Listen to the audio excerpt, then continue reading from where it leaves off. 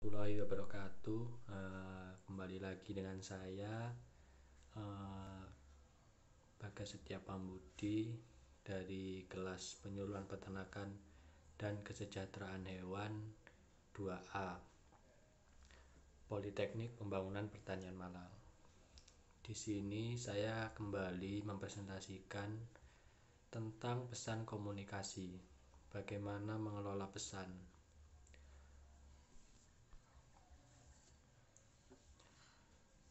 Di sini kita membahas tentang pesan.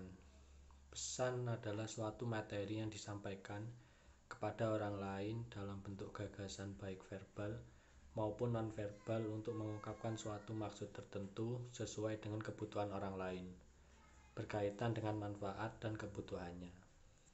Jadi, pesan ini disampaikan jika suatu saat kita membutuhkan sesuatu kepada orang lain atau menyampaikan sesuatu yang bermanfaat bagi orang lain, kita menggunakan pesan.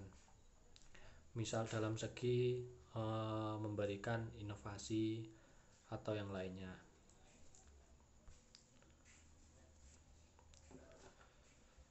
Teori pesan dalam ilmu komunikasi yaitu ada 4. Yang pertama yaitu teori semiotik. Teori semiotik menjadi sangat penting karena memberikan pemahaman terhadap pesan. Kemudian yang kedua, teori sosiokultural, yaitu pendekatan terhadap peristiwa komunikasi yang memerhatikan pemahaman tentang bagaimana suatu struktur sosial masyarakat dibentuk melalui cara kita berkomunikasi atau berinteraksi antara satu dengan yang lainnya. Jadi untuk teori sosiokultural ini kita memperhatikan pemahaman tentang cara penyampaian pesan yang kita sampaikan. Kemudian yang ketiga, teori tradisi sosiopsikologikal, yaitu teori yang melihat pilihan setiap individu dan strategi tentang bagaimana cara agar maksud dari pesan tersebut dapat dimengerti. Jadi untuk teori tradisi sosiopsikologikal itu kita membuat strategi setiap individu dan strateginya itu tentang bagaimana cara agar maksud dari pesan tersebut dapat dimengerti. Jadi agar mudah dipahami untuk orang-orang yang kita berikan pesan. Kemudian yang keempat, teori fenomenologikal, yaitu teori yang melihat dari sudut pandang tradisi fenomenologi, di mana pesan diteliti melalui cara manusia melakukan interpretasi terhadapnya. Jadi fenomenologi itu kayak fenomena gitu, melihat dari sudut pandang. Next.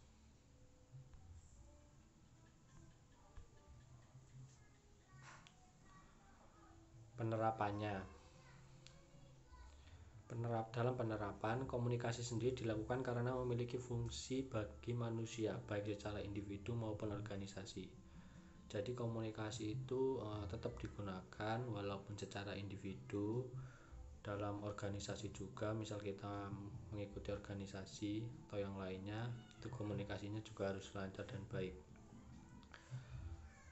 Yang pertama, komunikasi menjadi alat kendali atau kontrol, yang berarti adanya komunikasi maka dapat mengontrol perilaku individu, namun dengan penyampaian aturan yang harus dipatuhi. Jadi seperti mengendalikan atau mengontrol jika komunikasi dalam kelompok itu agak rumit. Jadi kita membantu komunikasi dengan cara yang lebih baik, komunikasi yang baik. Tetapi perlu didukung juga kepatuhan dan aturan yang dibuat. Kemudian yang kedua, komunikasi berfungsi sebagai alat komunikasi, di mana komunikasi yang baik dan juga persuasif dapat meningkatkan motivasi seseorang dalam melakukan sesuatu. penyampaian informasi bisa membangun motivasi seseorang. Jadi dalam penyampaian komunikasi disertai motivasi-motivasi yang kiranya membangun semangat yang mendengarkan. Misal dalam organisasi ada anggota yang sudah tidak semangat lagi untuk menjalani atau mengikuti organisasi, maka kita membantunya dengan memberikan suatu komunikasi yang baik ditambah motivasi-motivasi yang membangun semangat mereka. Kemudian saat penyuluhan juga, misal kita mempunyai inovasi, itu juga bisa dalam penyampaiannya nanti menimbulkan memberikan komunikasi yang baik dan motivasi-motivasi agar bermanfaat dan sesuai dan dibutuhkan. Kemudian komunikasi sebagai ungkapan emosional, di mana berbagai perasaan yang terdapat dalam diri seseorang dapat diungkap dengan cara berkomunikasi kepada orang lain. Emosi ini bisa berupa perasaan senang, gembira, kecewa, dan lain sebagainya. Jadi komunikasi sebagai ungkapan emosional. Terkadang komunikasi kita ada yang baik, ada yang lembut, ada yang kasar, tergantung perasaan kita.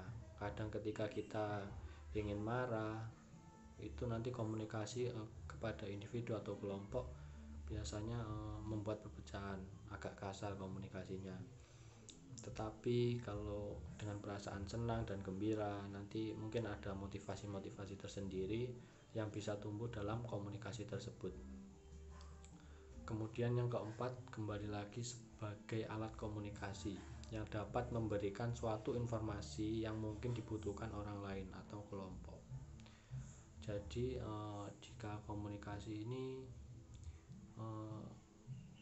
sebenarnya kalau komunikasi ini sangat penting dalam menyampaikan informasi terkait yang dibutuhkan seseorang atau kelompok.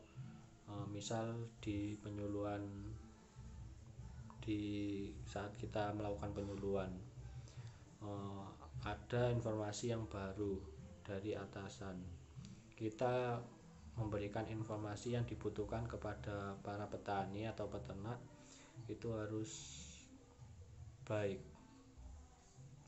Jadi informasi yang dikasihkan itu dapat diterima oleh para petani dan para peternak juga saat melakukan penyuluhan.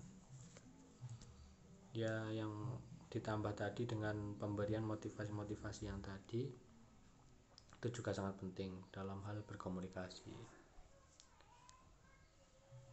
Sekian presentasi dari saya, kurang lebihnya saya mohon maaf. Terima kasih, semoga bermanfaat bagi kita semua. Jangan lupa like dan pantau terus di YouTube. Terima kasih.